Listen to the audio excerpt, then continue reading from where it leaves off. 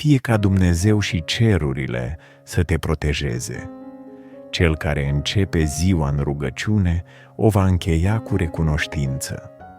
Dacă aș putea să-i cer lui Dumnezeu un singur lucru pentru tine, ar fi sănătate. Dacă mi-ar da șansa să cer o binecuvântare în numele tău, aș cere mulți ani de viață în sănătate bună. De ce? Pentru că, după Dumnezeu, cel mai important lucru pe care îl avem este sănătatea. Fără ea, totul devine secundar. Cei care înțeleg cu adevărat acest lucru sunt cei care se află într-un pat de spital sau cei care așteaptă cu anxietate rezultatele unui examen medical. Un membru al familiei care se roagă pentru cineva drag aflat în spital știe și el acest adevăr. De aceea mă rog ca Dumnezeu să te binecuvânteze cu sănătate și să te păzească de orice rău. La începutul acestui nou an, mă rog sub binecuvântarea Psalmului 91, pe care l-am deschis chiar acum în fața mea. Declar că nicio boală sau nenorocire nu te va atinge pe tine sau familia ta.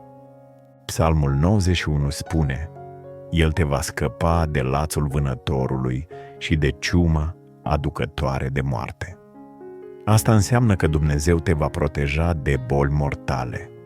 Fie ca anul 2025 să fie un an al protecției, în care niciun rău să nu vină asupra ta sau a celor dragi. Ia această promisiune pentru tine. Dumnezeu mă va scăpa de lațul vânătorului. Scrie aceasta în comentarii ca o declarație de credință. Declar de asemenea că Dumnezeu va binecuvânta munca mâinilor tale, va proteja familia ta și îți va înmulți binecuvântările. Pune casa ta și pe cei dragi sub protecția sa divină. Acum vom rosti împreună, cu credință, Psalmul 91 și te încurajez să ai un pahar de apă lângă tine. După rugăciune vom bea apa, crezând că binecuvântarea lui Dumnezeu va atinge trupurile noastre, de la creștetul capului până la tălpile picioarelor. Trupurile noastre, oasele, sângele și organele vitale vor fi înnoite cu sănătate și viață prin credința în numele lui Isus. Să rostim împreună Psalmul 91.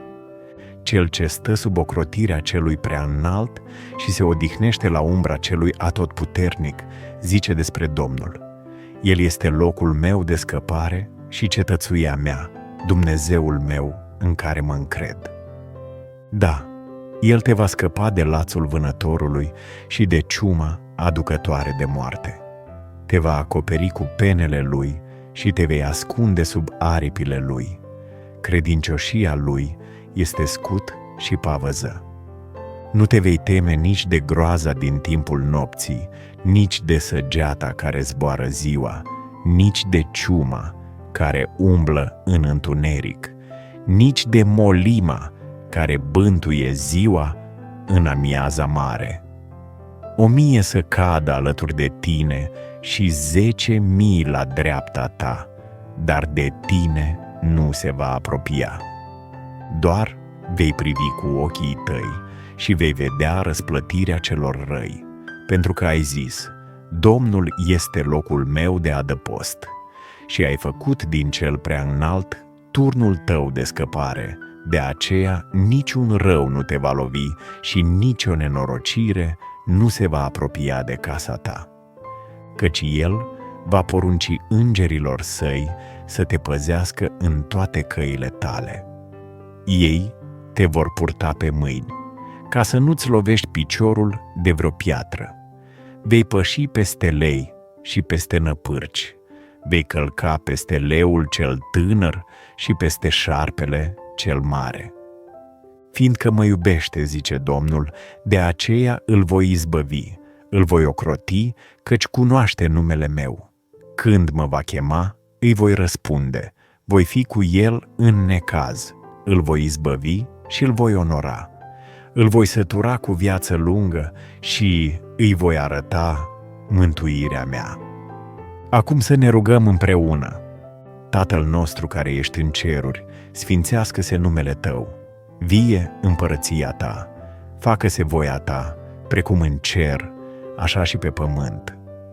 Pâinea noastră, cea de toate zilele, dă-ne-o nouă astăzi și ne iartă nouă greșelile noastre, precum și noi iertăm greșiților noștri, și nu ne duce pe noi în ispită, ci ne izbăvește de cel rău, căci a Ta este împărăția, puterea și slava în vecii vecilor. Amin. Declar că Dumnezeu îți va da sănătate, mulți ani de viață și te va izbăvi de orice rău.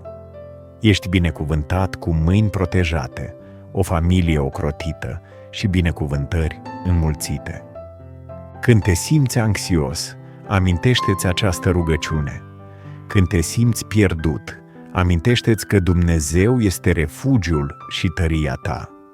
Promisiunile Lui nu eșuează niciodată. Același Dumnezeu care și-a salvat poporul în trecut este același Dumnezeu care veghează asupra ta astăzi. El îți aude rugăciunile și îți vede inima. Dacă acest mesaj te-a atins, distribuie-l la cât mai mulți oameni. Trimite-l prin WhatsApp, postează-l pe statusul tău și lasă cuvântul lui Dumnezeu să se răspândească prin tine.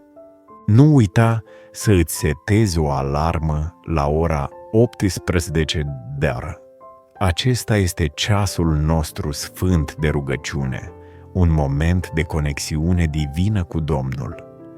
Fie ca aceasta să fie declarația ta pentru acest an. Sunt acoperit de protecția Celui Preaînalt. Niciun rău nu mă va lovi și nicio nenorocire nu va veni lângă casa mea. Spune asta în fiecare dimineață și crede cu toată inima. Fie ca Dumnezeu să te binecuvânteze. Amintește-ți că ești iubit. Iar pe măsură ce îți trăiești ziua, amintește-ți acest lucru. Planurile lui Dumnezeu pentru tine sunt planuri de pace, să-ți dea un viitor și speranță. Încrede-te în El, iar El îți va călăuzi pașii. Ne vedem în următorul video.